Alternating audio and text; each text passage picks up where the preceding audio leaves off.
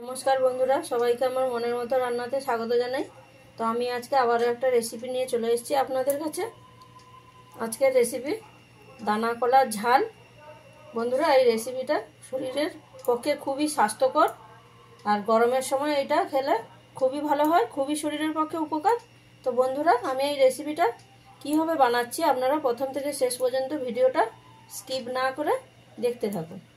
দানা কলার ঝাল করার জন্য আমি এখানে দানা কলা নিয়ে নিয়েছি। আমি এখানে 8 পিস দানা কলা নিয়ে এরকম দুফালি করে কেটে নিয়েছি। ছোটো সাইজের আলু 7-8 পিস নিয়ে এরকম দুটো করে টুকরো করে নিয়েছি। 200 গ্রাম চিংড়ি মাছ নিয়ে ভালো করে কেটে বেছে ধুয়ে নিয়েছি। চিংড়ি মাছটা লবণ হলুদ মেখে নেব, তার জন্য পরিমাণ মতন লবণ দিয়ে দিলাম, পরিমাণ মতন হলুদ গুঁড়ো দিয়ে ভালো করে হাত দিয়ে মেখে নিলাম।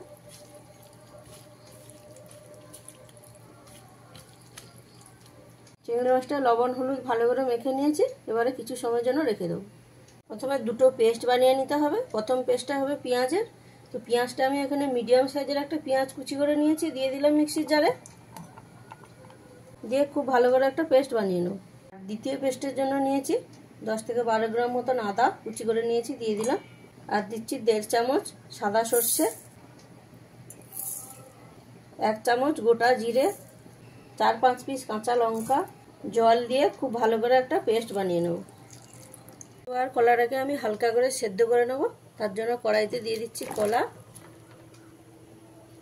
কড়াইতে আগে থেকে জল দিয়ে নিয়েছিলাম। দিয়ে দিচ্ছি কেটে রাখা আলু।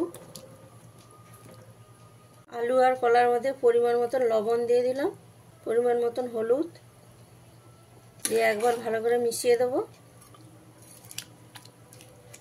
মিশিয়ে দিয়ে প্রায় 40 ভাগ মতন আলু আর কলাটাকে সেদ্ধ করে নেব।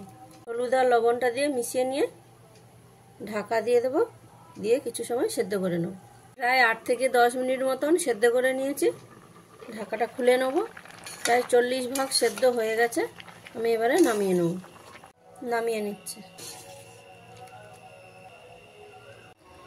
আলু আর কলাটাকে সেদ্ধ করে নামিয়ে নিয়ে কলাটাকে ঠান্ডা জলের মধ্যে রেখে দিয়েছি। তো এবারে কলার দানাগুলোকে এরকম ছাড়িয়ে দিতে হবে।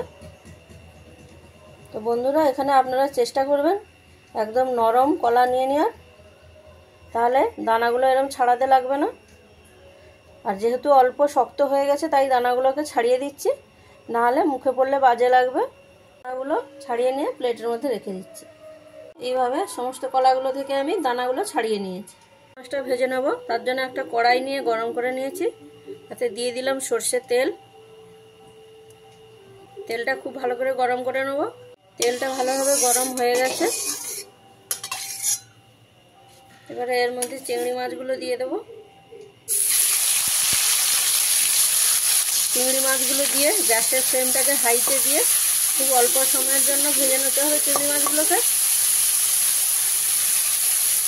চিংড়ি মাছগুলো আমি ভেজে নিয়েছি, এরকম একটা হালকা লালচে কালার চলে এসছে। এবারে নামিয়ে নেব। চিংড়ি মাছগুলো খুব বেশি ভাজা হলে তাহলে চিংড়ি মাছগুলো শক্ত হয়ে যাবে, তাহলে আপনাদের খেতে ভালো লাগবে না, ছিবড়ে লাগবে। তাই খুব অল্প সময় ভেজে নেব। এই একই তেলে দিয়ে দিচ্ছি 1/2 চামচ 5 ফোড়ন, দিয়ে হালকা হালকা ভাজা ভাজা করে নিতে হবে। আর হালকা হালকা ভাজা হয়ে গেলেই এর মধ্যে দিয়ে দিতে হবে পেস্ট করে রাখা পেঁয়াজ, দিয়ে খুব ভালো করে ভেজে নিতে হবে। যতক্ষণ না পেঁয়াজের কাঁচা গন্ধটা যাচ্ছে ততক্ষণ একটু ভালো করে ভেজে নিতে হবে। পেঁয়াজের পেস্টটাকে ভালো করে কষিয়ে নিয়েছি, পেঁয়াজের কাঁচা গন্ধ চলে গেছে। এবারে এর মধ্যে দিয়ে দিতে হবে পেস্ট করে রাখা আদা, সর্ষে, কাঁচা লঙ্কা, জিরে, দিয়ে খুব ভালো করে মিশিয়ে নিতে হবে। খুব ভালো করে মেশানো হয়ে গেছে।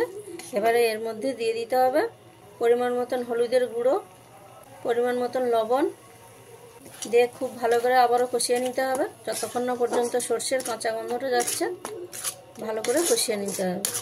ফ্লেমটাকে মিডিয়ামে রেখে মশলাটাকে খুব ভালো করে কষিয়ে নিয়েছি। এখন মশলা থেকে কত সুন্দর তেল ছেড়ে দিয়েছে। এই পর্যায়ে এর মধ্যে দিয়ে দিতে হবে সেদ্ধ করে রাখা কলাগুলো, করে রাখা আলুগুলো, দিয়ে মশলার সঙ্গে ভালো করে মিশিয়ে নিতে হবে।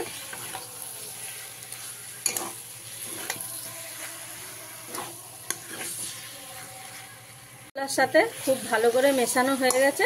এবারে এর মধ্যে দিয়ে দিতে হবে পরিমাণ মতন জল,